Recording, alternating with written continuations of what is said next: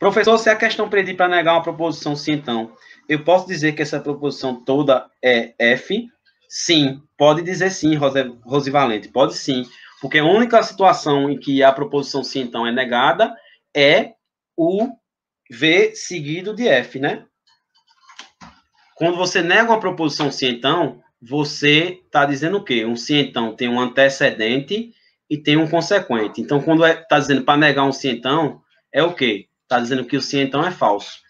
Então, por isso que quando você nega o sim, então, tem que ser o V seguido de F.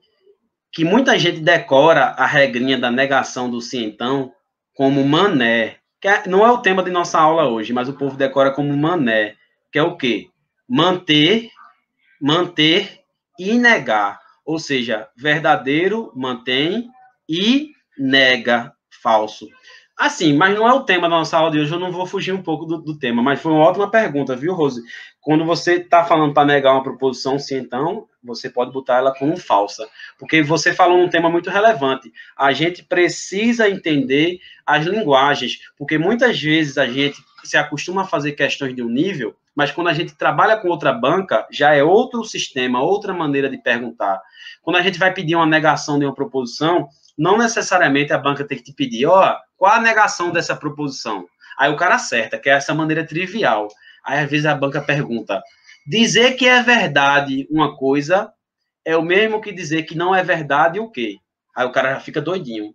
É técnica. Quando você fala é verdade e quer não verdade, é ideia de oposição, é negação que está pedindo.